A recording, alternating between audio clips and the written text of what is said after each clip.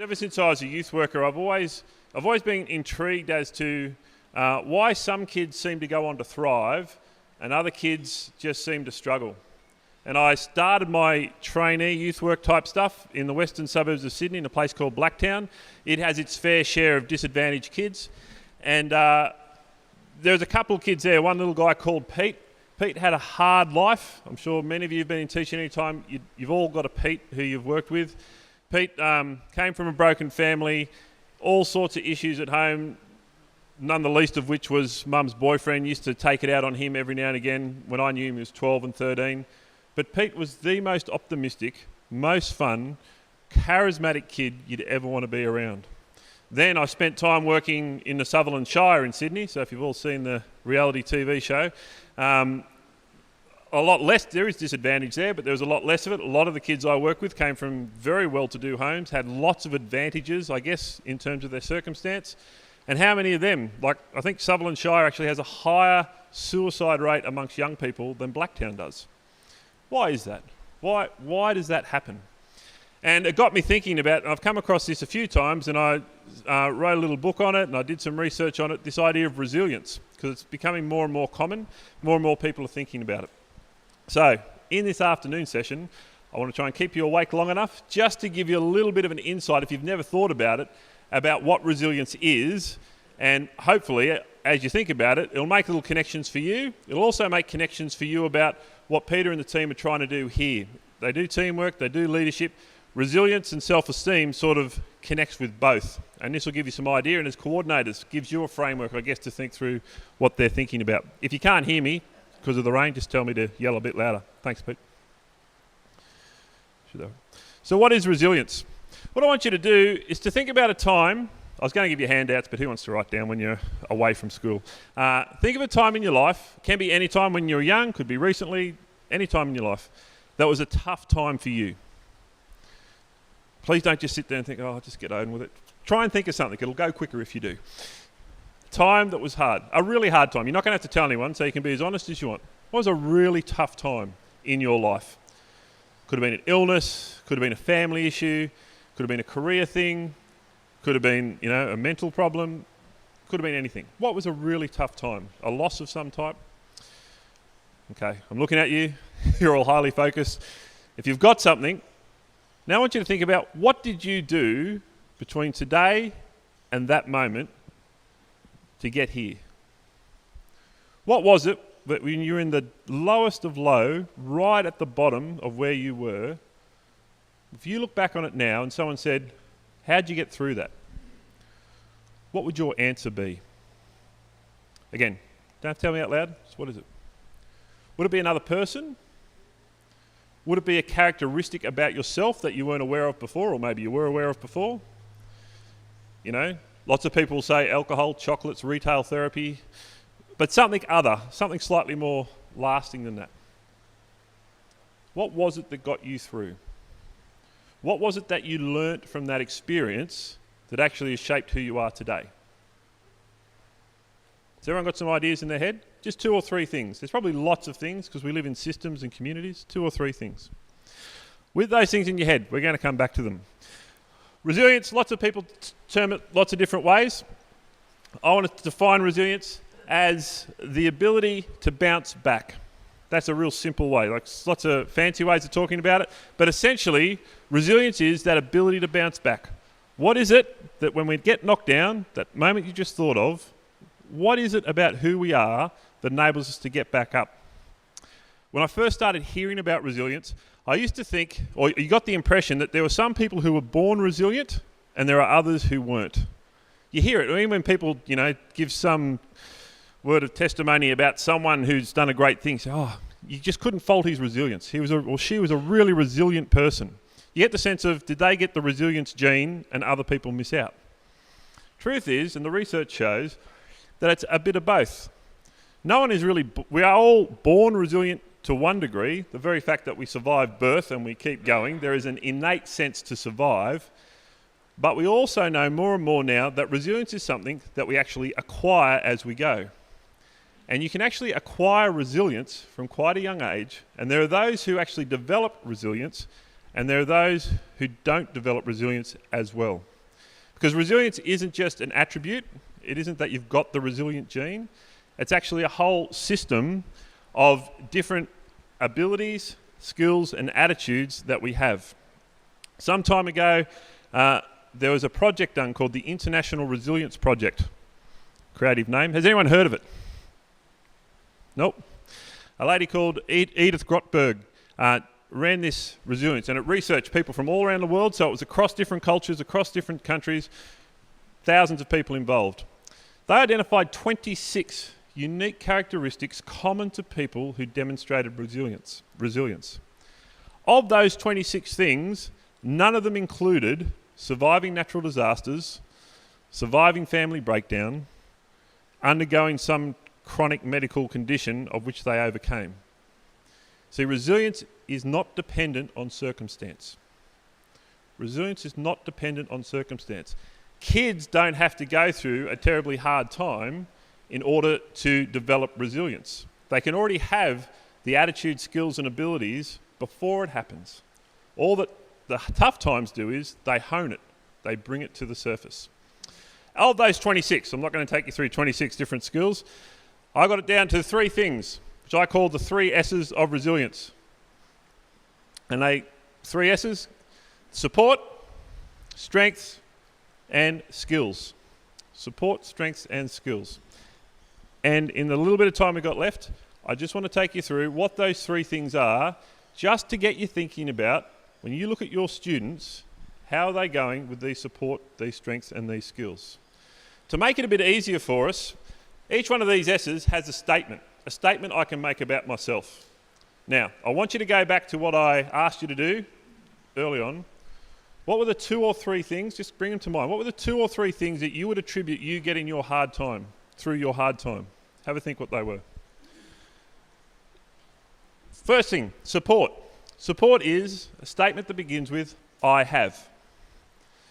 There are supports that you have around you, not necessarily within you, but around you, that enable you to endure something that is traumatic, something that is difficult, something that requires more than what you normally need to do to get through the day.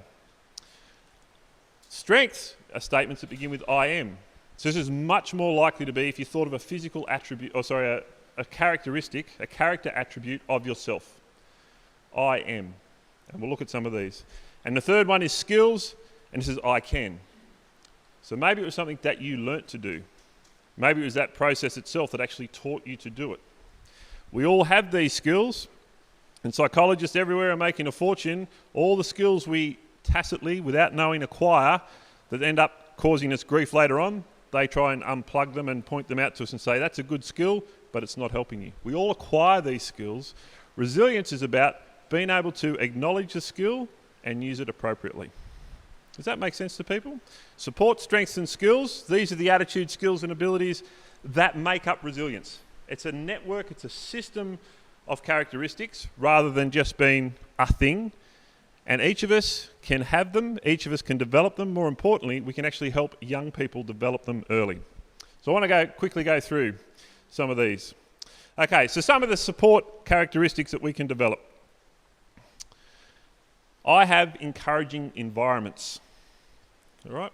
So some of you would have thought if you went through a hard time and you came from a really tight family unit, then you had this support characteristic. Many people will say that. You know, my mum or my dad or my brothers and my sisters or everyone just came together really tight, made a big difference to who we were.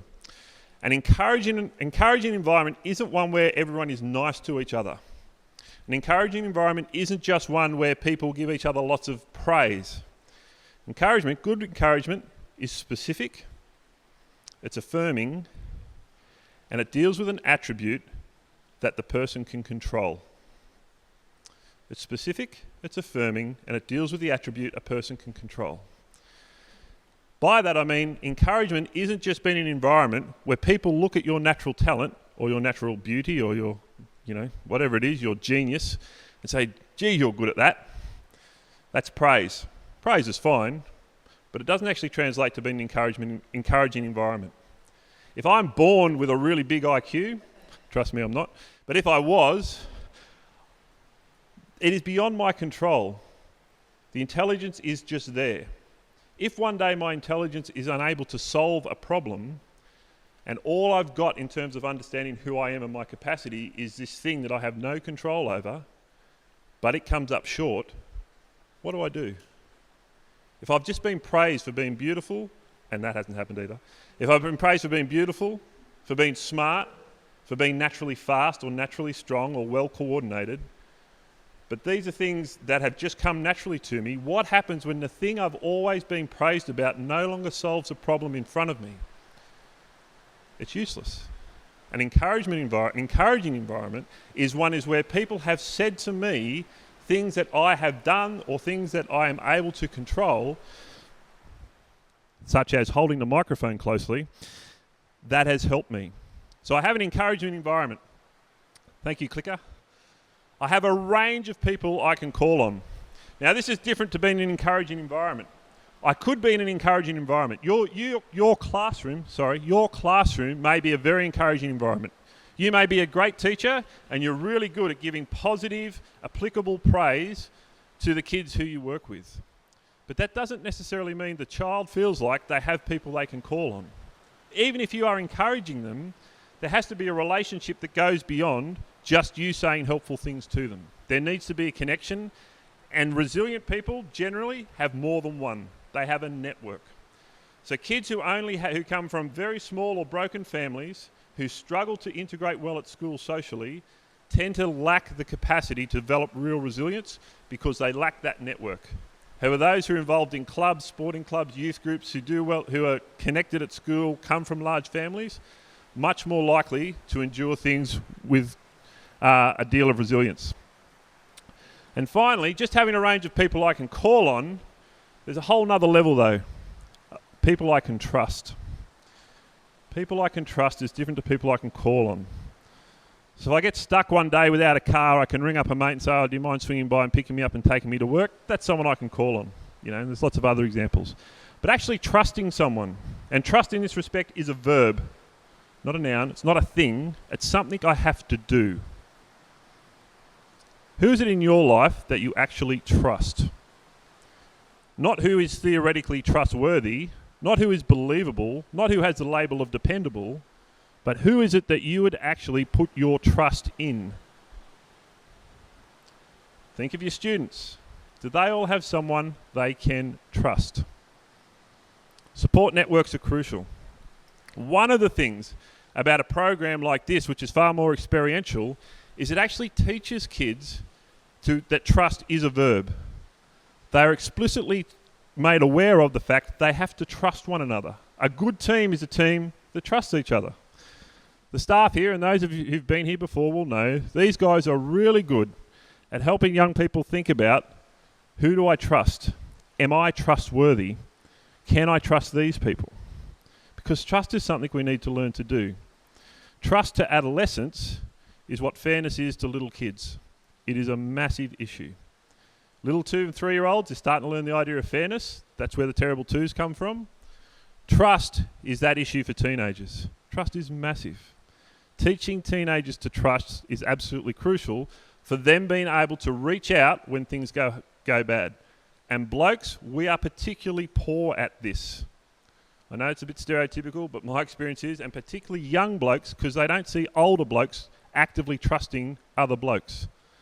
We say he's a good bloke, we say he's trustworthy, but do we actually trust them with something? Or when things go wrong, we try to fix it ourselves? Resilient people are those who are actually able to reach out with a degree of trust. So that's support. Strengths. These are the personal attributes. It's personal attributes that we can develop. I'm free to make choices. I wonder how many of you, when you thought about your hard time, how many of you actually got through it by just consciously choosing differently? It's easy to say when you're in a good spot. It's a real mess when you're down and it's all dark and grey and murky to choose differently. But who is actually able to say, yep, I chose differently? Teaching young people that they have a sense of agency over their destiny is crucial. And for young people who are still struggling, young teenagers who haven't quite got that abstract thought yet, who can't hypothesize about a different future, they tend to be very linear, very much this is the only outcome. equipping them to think about things differently, and particularly think about things differently in terms of I have a say in this and I'm able to choose, is a vital skill to give them. So when we're teaching, and one of the things I like to say to teachers is, help your kids learn to solve problems. And I know that you learn that in education, but putting it into practice is another thing. Give kids genuine, real, specific problems for them to solve, as opposed to maths problems or comprehension problems, which I understand are important, but real life problems, so that they have to think it through and order it. I'm confident with who I am. Now, this doesn't come naturally.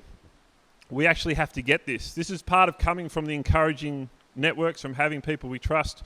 We gauge who we are, we gauge our confidence by two things: by the feedback we get from others and our capacity to perform at a level that we are satisfied with.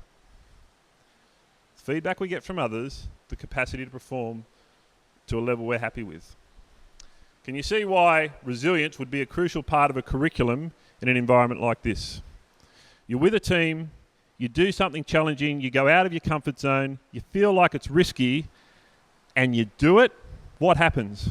One, hopefully in a mature group, a group that's been together for a couple of days, you get all this feedback that is positive. Yeah, good on you, well done, that's awesome. Yes, well done. Positive feedback. But more importantly, you've actually demonstrated that you can do it. Here's the thing. The other problem with praising kids, if there is no evidence to back up the praise, they won't believe it. They may feel good for the short term, but continuous praise that has no demonstrable evidence to back it up, that the child or the teenager can observe, does not build resilience, it does not build self-esteem, it does not build confidence. It just creates problems. But when a teenager actually does something that they can look back and say, yeah, I did it, that is stuff that builds resilience. Because when stuff happens, when it all goes pear-shaped, they're able to make a choice and think, all right, I don't know, but I've got this confidence, I've got this some shred of belief that I can actually do something to turn this around. No confidence, can't do much about it. And optimism. I'm hopeful about the future. That's what always amazed me about little Pete. No matter how bad a night he had had the night before, I don't know how he did it. I couldn't tell you what part of his system, what part of his network, what part of his psychosocial development had enabled him to do this, but he was always positive. And he wasn't just like fobbing stuff up with a joke. Like he did do that. He protected himself with humour, but he had genuine desires. He had genuine beliefs. He had a genuine hope that he could have a meaningful future, that he could get himself out of the mess he was in, and one day he'd go on to be something other than that. This learnt optimism. I don't know where Pete learned it from, but lots of kids will need help actually learning it. That bit I said before about young teenagers particularly, very hard to hypothesize about multiple outcomes, about different futures. Needing to teach them. Actually show them and get them to consider, do you know, it doesn't have to be like this. It can be like this. Because there's no point in trying to work out what's the next step forward if you don't know where you're headed. And many young people I've worked with, the hardest part is working out what the next step forward is because they don't have a destination. That's the issue with suicide, isn't it? I just can't believe I can get past this. Give me something to get past and then help me take the next step forward. Help me overcome that ambivalence so I can get there. This is the stuff that helps kids build resilience. And the final strength is I'm self-motivated. Self-motivation, I can't teach it, you can't teach it, but we can nurture it. So you all know your extrinsic and your intrinsic motivators. So we can reward people, we can congratulate people, we can give people, external affirmation, external reward that motivates them. But when it all goes pear-shaped and it all looks dark and yuck, it doesn't help. Kid has to have something in here. You and I have to have something in here that says, I am determined to get out of bed today and do whatever it is I need to do today. What was it that got you out of bed on the day in your life you least felt able to do it? What was it that got you out of bed on the day that you least felt able to do it? For you, maybe it was an extrinsic motivator. Maybe you had a partner by then, and she kicked you so hard you just didn't want to stay there because that was more uncomfortable than lying there feeling sorry for yourself. Maybe it was someone else depending on you. What does a teenager do? Who depends on a teenager? Kids are a lifestyle option now. No one depends on them. Where does the intrinsic self-motivation come from? It comes from confidence. It comes from believing in their capacity and their worth. That's why resilience is linked very closely to self-esteem. That's again why I say, when we build kids up, it's got to be tangible. It's got to be demonstrated. And it has to be stuff that's important to them. But that's a whole other talk on self-esteem. But we need that intrinsic motivation that says, I can do it. And the third S is skills. But this is tough. But having talked to Peter and looked through their curriculum, this idea of I can reflect on who I am. Nothing does that better. There's no greater chance for us to learn about self-reflection than that action-reflection experiential learning model. Do something by myself, do something together, step back, have a look. What happened? Why did I do it? How did it feel? How did it go?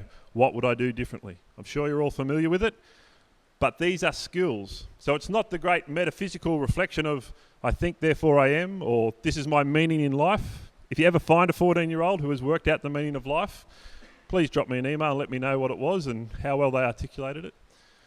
You're not going to get that until they've got that real sense of that ability to grasp those abstract concepts. But what you can give them is the skills to reflect on who they are today in a very tangible way.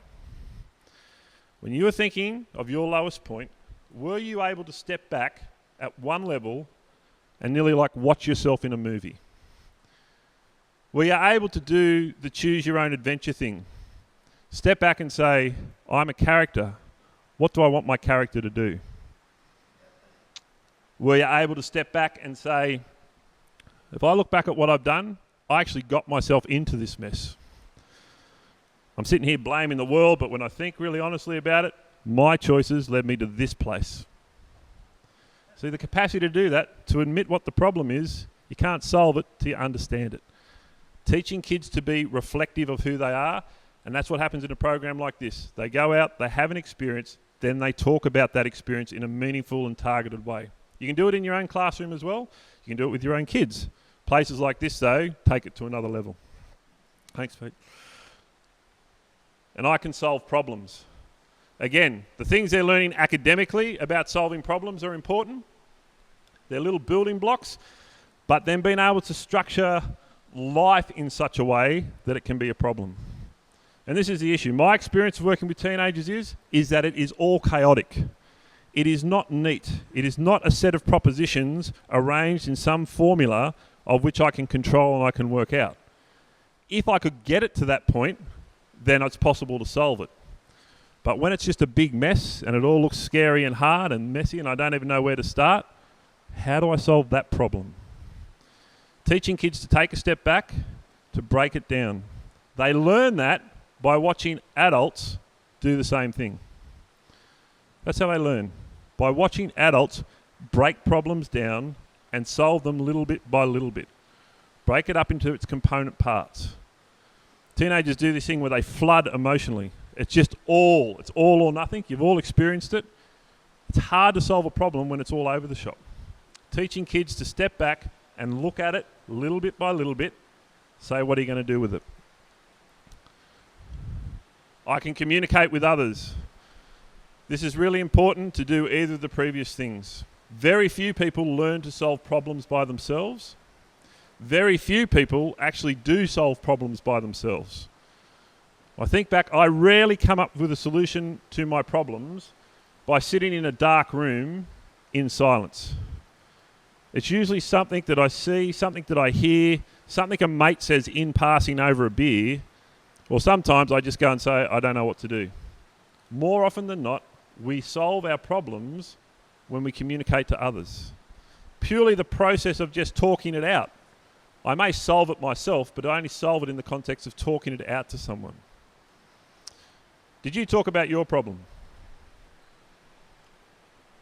And think of the kids you know who have got problems. Who could they talk it out with that would actually be able to help them solve a problem? If they don't have the networks, and they don't have the ability to start the networks by communicating, they're left with all the mess by themselves. So again, it's no point waiting for the mess to happen to develop resilience. We can build the building blocks early by teaching them lots of skills and modelling it for them. I have to be able to communicate to do any of that. So support, skills, and strengths. The three components that we can use to be building resilience for young people. When you are considering what you want to achieve with your group, with your year, or however it is you bring your kids here, I encourage you to think about the kids in terms of how would they go if there was a big problem? And maybe you've had this experience, how did these kids cope when a classmate actually died? Some of you have been around a while, you've probably been in a school where that's happened. Or the student who's lost a family member, younger than a kid should lose a family member. How did they cope? Look at the kids who haven't gone through that and think, how would they cope? What are we doing as significant adults in their lives that actually helps them prepare? Not waiting and hoping that they've got the resilience gene and they get through it, but what does our curriculum do? And I know you're teachers, you're not meant to be all things to all kids, I understand that. But there are things we can do. And particularly on weeks away like this is when you're on camp, it's an ideal time to be really intentional. Surrounded by staff who get to do it every day, so they are really good at being intentional, finding that action reflection opportunity, building the skills. But resilience, it's not something you're born with. It's not just some kids are and some kids aren't. It's something we can all do to build it up. It's also something all of us can be doing as well. Again, I always say teenagers need a same-sex adult who's the next stage of life ahead of them, who's not a parent, to be a mentor. That's a fancy word, just to be a friend, to be someone to learn life skills from. You guys, you're in an ideal position to be that person they look up to. When they look up to you, when they see you conducting and managing your life, and when you seek to connect with them, what would it mean for you to be intentional about demonstrating those three S's? Demonstrating that you're someone who actually has supports and cultivates those supports. And how are you being a support to those students who look up to you? What are the skills that you show in the way you manage yourself, the way you relate to your peers, the way you relate to the kids, the way you just manage your life, those skills of communication? And finally, those strengths. And again, I say to guys, don't be bashful about saying who you are, about making I statements about yourself to teenagers. Teach guys to say, I am this. I am. Don't use the word you. You know, you all do this. You know what it's like when this happens. All of that is about putting something out there. When I say, I am this, that makes it real. When we learn to communicate helpfully, we help other people communicate more helpfully. These type of skills and strengths are what equip our kids to be resilient. Finally, as you think about being a coordinator, think about making your time here and even getting your team of staff that you bring with you. These guys are developing some really good stuff on helping kids think through resilience. Their teamwork and their leadership dovetails in really well. But what can you guys do as a staff team when you come? To be intentional. Make this like the real intensive little practice session you could have. Because you can't do it day in, day out. I get you've just got to get through class some days. It's all happening. But you've got these kids away. What is it you could do to actually prepare them? Because it's going to happen. Life's going to go pear-shaped at some time for all of us. What is it you could do?